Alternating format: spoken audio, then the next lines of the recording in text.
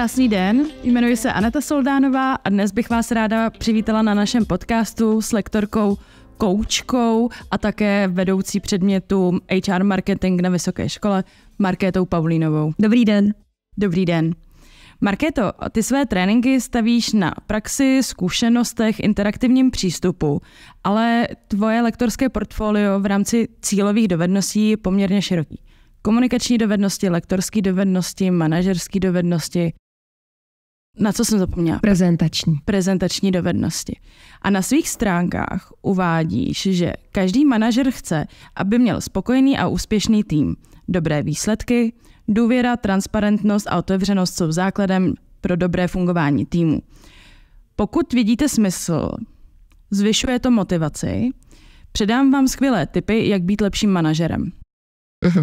Pojďme rovnou na to. Jaký jsou ty tipy? Jo, to tam píšu. Ty tipy jsou vždycky na těch školeních dost konkrétní, protože já se snažím s manažerama opravdu jít jako do praktických aktivit, aby se rovnou představili ten svůj tým v té praktické aktivitě a ten tip nebo tu techniku si vyzkoušeli. Když bych chtěla být konkrétní, tak určitě jedna z technik, která je pro manažery podle mě důležitá, je princip zlatého kruhu od Simona Sinka. Což bych řekla, že není žádný objevení Ameriky. Na druhou stranu já se o to velmi ráda opírám v těch kurzech, protože v tom vidím obrovskou sílu. On vlastně říká, že všichni zaměstnanci ví, co mají dělat, někteří ví i, jak to mají dělat a málo kteří ví, proč to mají dělat. To je vlastně princip zlatého kruhu a já se snažím manažerům ukazovat, jak vlastně s tím kruhem pracovat, jak si ho otočit naopak a začínat slovem proč. Protože když budou vysvětlovat ty důvody a ten smysl, o kterým tam píšu, tak se jim potom mnohem líp bude ať už motivovat nebo přesvědčovat své zaměstnance na to, jak a co v zápětí budou dělat. Takže to je třeba jedna z těch technik. Co je další největší motivací pro úspěšného manažera? Mimo teda vedení k cíli, finanční stránka věci, samozřejmě to se hnedka nabízí. Co dalšího můžeme motivovat manažera k tomu, aby si dával práci s tím svým týmem? Já si myslím, a poslední dobou je to určitě jako důležitý téma, že manažera zajímá fluktuace v jeho týmu.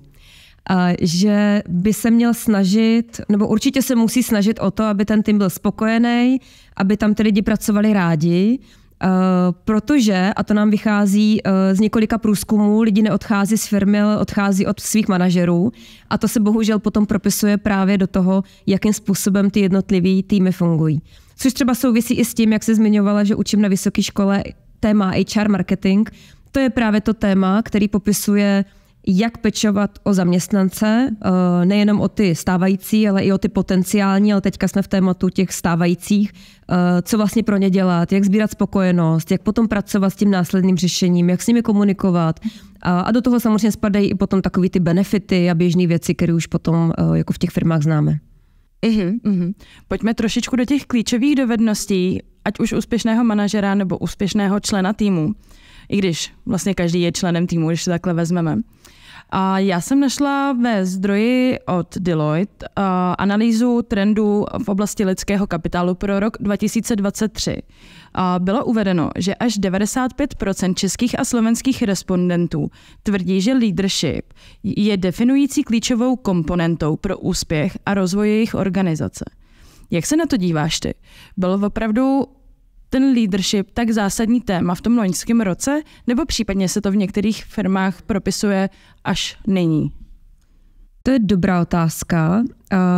Já jsem byla manažerkou už před, možná 10-15 lety, kdy opravdu můžu říct, že to byla spíš jako manažeřina. A slovo lídr se tenkrát úplně jako neobjevovalo. Možná teda rozhodně ne u nás. Někde určitě za hranicemi, určitě u nás ještě ne. A cítím určitě jako obrovský tlak na manažery ze strany firem. Hele, nebuďte tolik manažeři, buďte víc lídři.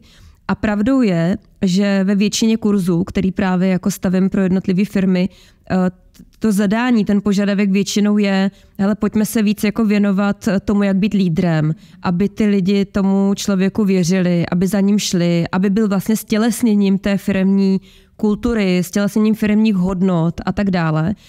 Takže myslím si, že je to velký tlak na manažery, především na ty, kteří manažerují roky a zažili vlastně dobu, kdy slovo lídr skoro neexistovalo. A já si myslím, že je to dobře. Že nás to určitě jako posouvá jako kupředu i s ohledem na to, že mladá generace je velmi silná. Myslím si, že tahle ta generace už jako očekává, že bude mít v práci víc lídra než manažera. Byť pořád cítím, že slovo manažer tam má jako významnou roli. Jo? Ten manažer tam určitě jako v té hierarchii má významnou roli v tom, kdy je víc jako organizovaný, víc jako zodpovídá za ten tým, za výsledek a může být zároveň i lídrem. To určitě jo. Ale nemusí to být naopak. Lídr nemusí být manažerem. A jaký je ten rozdíl teda mezi tím lídrem a manažerem? Manažer je člověk, který v té hierarchii má nějaký svůj tým, plní nějaké úkoly té firmy, předává je dál, výsledky potom kontroluje, jdou z bodu A do bodu B. A lídr je podle mě víc člověk, který zároveň nemusí být manažerem, to může být někdo úplně mimo tu strukturu, kdo je jako ambasadorem nějaké myšlenky, ambasadorem firemní hodnot, kultury, věří tomu produktu a vlastně je natolik silnej, ať už v nápadech, nebo možná v přirozené autoritě, v charakteru jako takovým, že ty lidi mu věří a jdou za ním. Spíš než za tím manažerem. Spíš než za tím manažerem. Jo? K manažerovi si možná půjdu říct, hele, já chci týden dovolenou, a to je taky jako nějaká významná role, kterou tam musíme někde zastat, ale zároveň myslím si, že mnohem víc musíme být lídři. Mně by se hrozně líbilo, kdyby manažer rovná se lídr, byť to myslím si, že dneska ještě není úplně běžný, nebo není jich asi tolik, ale bylo by to skvělý.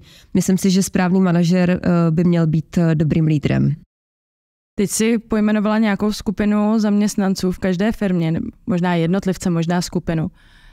A setkala jsi se někdy s tím, že by si manažer, opravdu v té roli nebo té pozici, jak jsi to popsala ty, si byl vědom, že on není tím lídrem a nějakým způsobem potom ovlivňoval ty vztahy negativně právě mezi tím manažerem, lídrem směrem k tomu týmu, nebo jak potom vypadá vlastně takováhle týmová dynamika v momentě, kdy ten manažer ví, že tím lídrem je někdo jiný? No, já se teda obecně myslím, že málo který manažer by se to takhle přiznal. Takže zkušenost nemám, že by si to přiznal, ale kdyby si to přiznal, můžeme vzít jako hypotetickou situaci, že teda manažer řekne, hele, já vlastně nejsem lídrem je tady Franta, tak je to super, ta sebereflexe je krok číslo 1, to je bezvadný a já si myslím, že můžou fungovat velmi dobře vedle sebe. Že to není buď a nebo, že jako pokud najdou tu jako symbiózu, tak to může být velmi silný tandem a pokud by ten manažer opravdu byl takhle schopný si to přiznat, tak věřím tomu, že by byl i schopný jako najít symbiózu s lídrem a možná se i od něj učit a být velmi dobrým jako společným tahounem pro ten tým. Tam možná může přijít jako nějaká žárlivost nebo nějaká zraněnost toho ega, že hele, proč jako s těma věcma chodíte za tady Frantou a ne za mnou, jako za vaším manažerem. A možná tam může vzniknout nějaký konkurenční boj, ale pokud to člověk vidí vlastně jako přidanou hodnotu, tak vlastně celý ten tým může jenom získat. Určitě a to si vlastně navázala ještě na jedno téma, který se mi honí hlavou a to je to, že lídr z principu věci jako v uvozovkách vychovává ty lidi nebo táhne ty lidi k tomu, aby byli jako jejich nástupcem. Že lídr tam tu motivaci má, hele, já bych hrozně chtěl, aby ty byla tím lídrem se mnou a možná i nade mnou. Oni tam mají tu motivaci, kdežto manažer tuhleto motivaci často mít nemusí a zmiňuješ dobře a zažila jsem to i já sama několikrát, že ve chvíli, kdy si manažer do týmu vezme člověka, který je silnější, možná schopnější, tak to vlastně začne potom skřípat, protože ten manažer v nějakých ohledech může začít mít strach. Když se vrátíme k tomu průzkumu, který jsem zmiňovala, že v rámci dosažení cílů je zásadní podle většiny oslovených Čechů a Slováků mít schopného manažera, daného lídra, schopného. Nepřipadá ti to trošičku jako, že vlastně ten tým se potom vzdává té zodpovědnosti za dosažení nebo nedosažení těch cílů? Myslím si, že jo. Na druhou stranu jako schopný lídr s tímhletím musí počítat a musí se s tím umět poradit. A já si myslím, že to je jako důležitý téma předávat zodpovědnost a jako samostatnost těm jednotlivým lidem, myslím si, že tohle je téma snad na každým manažerským školením, kdy jako si říkáme s těma manažerama, hele, jako já chápu, že když si to uděláte sami, tak se to uděláte rychleji a líp. Takhle to platí prostě v tom životě obecně a všichni takhle přemýšlíme. Na druhou stranu, pokud jako ale řídíte tým nebo vychováváte děti, to je vlastně stejný princip, tak pokud jim jako nedáme tu zodpovědnost a tu možnost té samostatnosti a realizace a možnost udělat ty chyby, tak je vlastně nikam neposuneme. Tak ano, ten úkol bude splněný, bude asi dobře splněný, ale nebudu rozvíjet ten tým. A to si myslím, že určitě může navazovat na to, co říkáš, že se zbavuju zodpovědnosti, ale pokud mi tu zodpovědnost nikdo nedává, vlastně mě trošku netlačí i do toho, abych tu zodpovědnost měla, taky možná sama od sebe mít nechci, nepotřebuji. To je otázka na ty zaměstnance, no. Mm-hmm.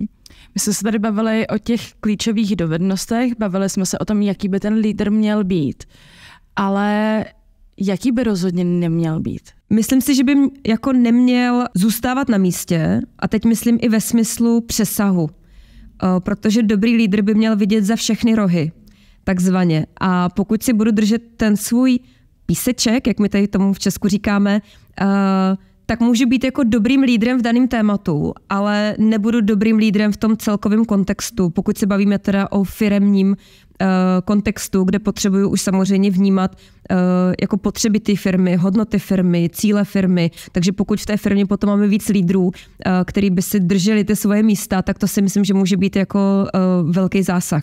Tam by to nemuselo fungovat. Takže být lídrem není zadarmo. To určitě ne. Člověk na sobě musí makat a pořád růst dál. A nejenom lídři, že jo? Všichni. Mm-hmm. Rozlišujeme potom člověka, manažera nebo lídra, teďka to je jedno, člena týmu, který je efektivní a neefektivní. Jaké jsou klíčové faktory toho, že jsem efektivní zaměstnanec? Jako manažer? Jako obecně? Jako zaměstnanec obecně. V dnešní době bych řekla, že ta efektivita se hodně odráží od toho, jestli si jako chceme uvolňovat ruce a dneska nám trh nabízí přemíru různých jako aplikací, technologií, kterých se většina z nás bojí a možná říká, hele ne, já jsem zvyklý to nějak dělat a vždycky jsme to takhle dělali, tak to je podle mě jedna neefektivita, která se dotýká každého z nás, včetně mě. I já musím dnes a denně hledat jako nástroje, které mi můžou ulehčit práci a myslím si, že pořád se mám co učit. Navíc je pravdou, že oni rostou rychleji, než já to stíhám vnímat. Tak to je určitě jedna věc, která může jako zvýšit tu efektivitu. Za druhé se podle mě učíme mnohem líp pracovat s firemníma poradama, meetingama, možná individuálníma schůzkama, protože zjišťujeme, že ne všichni musí být všude. Už snad jako mnohem méně ženeme na schůzky 15 lidí, kteří tam jako poslouchají a přitom je to aktuální pro 3 z nich a všichni ostatní se to můžou dozvědět jakkoliv jinak. Tak chci věřit, že v tomhle tomu už tu efektivitu taky ty firmy nacházejí. Byť tam ještě taky úplně nejsme, chápu, že je to těžký, tak tam určitě je efektivita. A myslím si, že velká jako efektivita práce je v tom určit si nejenom jako priority, který mám já v té práci, ale i dobře komunikovat s tím šéfem mým a říkat si, hele šéfe, kde jsou ty moje priority, kde jsou ty moje šuplíky, kde mám opravdu tu práci vykonávat, kde to ode mě očekáváš. A pokud se objeví nějaký úkol, který do toho šuplíku nepatří, tak umět komunikovat s tím manažerem nebo s tím šéfem a ladit si, jestli to tam spadá, nespadá, mám to dělat, kolik energie tomu mám dát, na kterém místě v prioritách to je. A je to jako obrovská komunikace, do které bych řekla, že spousta zaměstnanců stále nejde. Takže potom se nám hromadí ta práce, děláme všechno a vlastně se z toho tak jako zblázníme trošku. Děláme všechno a zároveň máme pocit, že nic. A zároveň nic, přesně tak. To je to nejhorší vždycky pocitově. Ano. Ty jsi nakousla týmové porady. Jak by podle tebe měla vypadat porada, která je opravdu smysluplná, která splňuje jako z povahy to, k čemu má sloužit? Úplně první bod, kterou musí podle mě každá schůzka splňovat, je agenda. A ještě tu agendu jako dávat vědět předem. A to si myslím, že v těch firmách je pořád jako téma, že vám chodí schůzky, které jsou prázdný, možná mají tak jako předmět, kvartální setkání. A dobře, tak jdeme na kvartální setkání. Vlastně nevíme, kdo tam bude prezentovat, jestli si mám něco připravit. Potřebuji nějakou agendu. Takže agenda je jedna věc a vždycky jako říkám, hele, a ještě tu agendu, dejte se tu práci s tím, aby ta agenda byla aspoň trošku jako pochopitelná pro ty lidi, proč tam mají jít, co jsme zpátky u toho zlatého kruhu, proč má mít na takovouhle schůzku. A zároveň případně rozdělte ty úkoly nebo ty role. Hele, poprosím vás, udělejte si přípravu, zamyslete se ať s tím potom efektivně dokážeme pracovat na místě. Tak to je jedna věc určitě. A zároveň, kromě teda přípravy nebo nějaké agendy, tak je to nějaký časový rámec. Častokrát ty schůzky trvají možná zbytečně dlouho, protože to nemá nějakého svého moderátora, organizátora často, který by do toho dokázal vstoupit a říct, hele, tohle je super téma, určitě se k němu vrátíme, ale ne dneska, ne na téhleté schůzce. A to jsou potom ty dovednosti, které se nejenom manažeři, ale obecně zaměstnanci učí, jak vlastně zastavit tu diskuzi, zároveň nikoho neurazit, jo? Zároveň to udělat nějak jemně, aby to neznamenalo, hele, to téma mě nezajímá, ale zajímá, ale ne teď. Pak to znamená, hele, musím se k tomu tématu nějak vrátit a tak dále. Tak určitě moderace ty diskuze a držet si nějaký časový efektivní rámec toho daného tématu. To bych řekla, že jsou 2 takové primární věci, které mě napadají na start. Super. A jaký je nejčastější nešvar na těch poradách?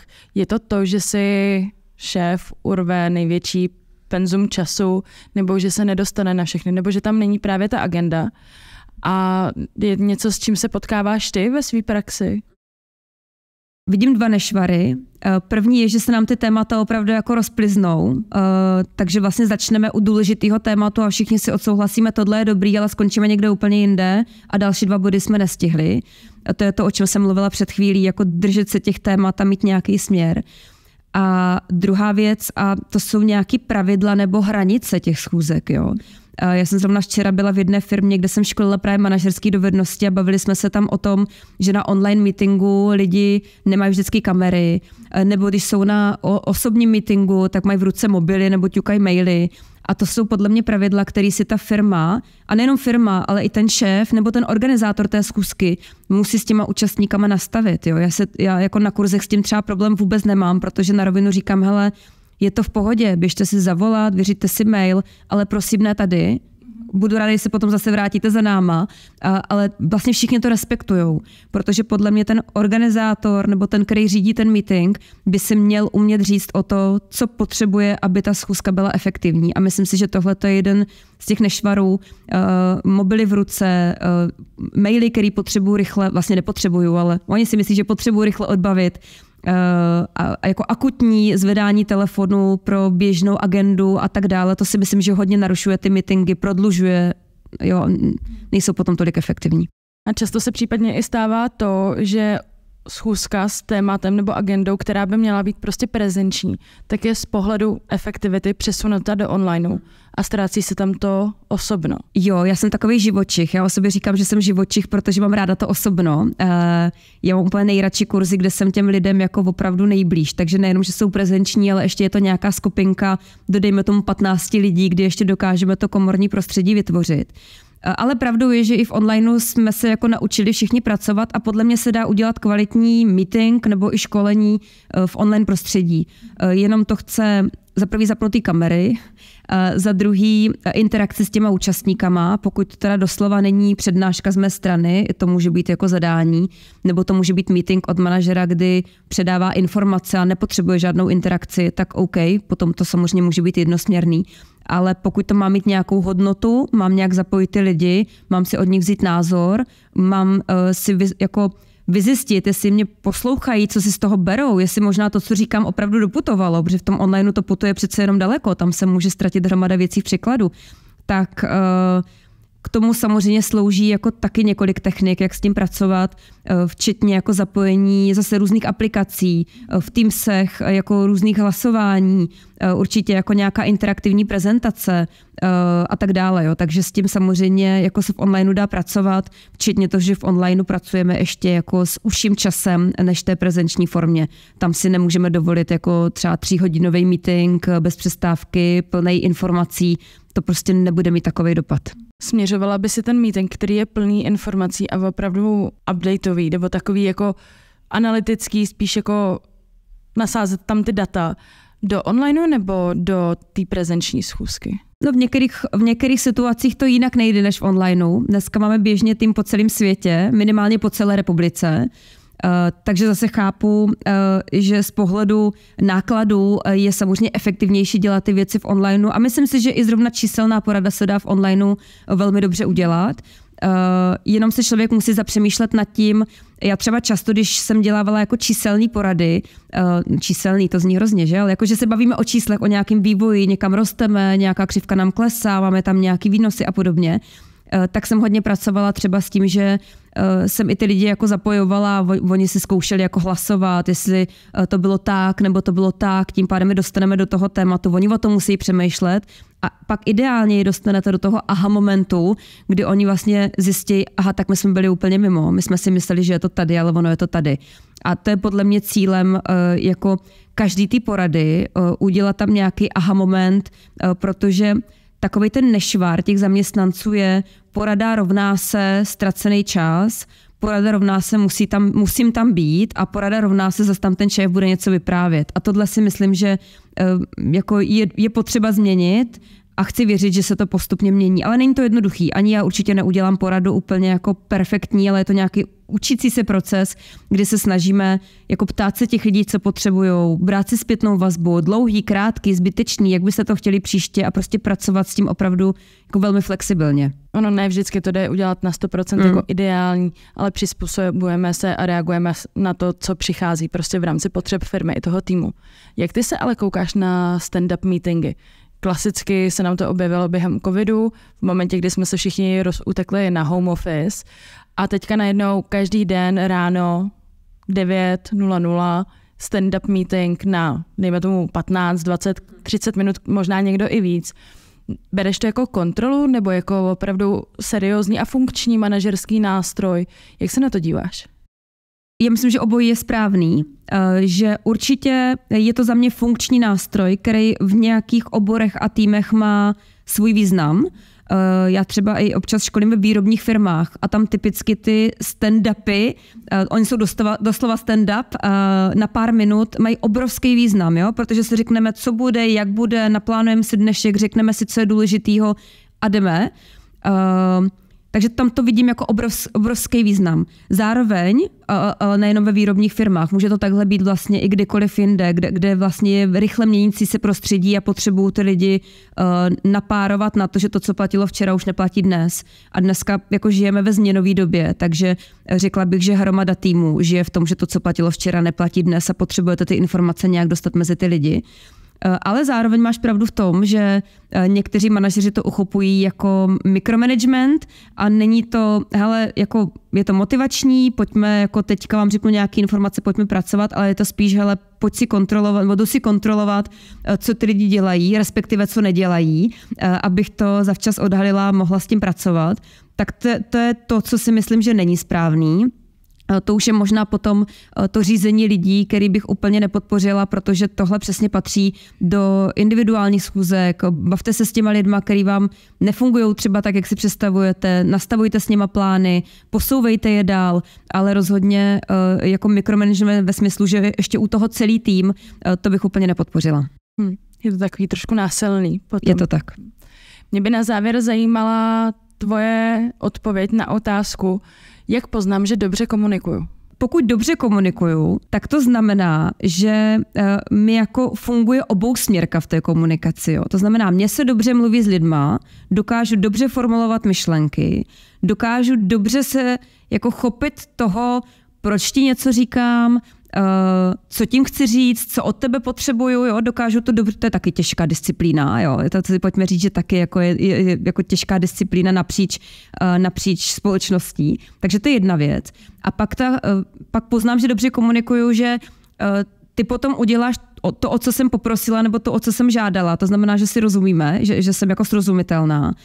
A zároveň jako podle mě pravidelně v té komunikaci vnímáme, anebo si bereme tu zpětnou vazbu, ale mně se s tebou komunikuje dobře, je to skvělý, anebo se mi nekomunikuje dobře a není to úplně skvělý.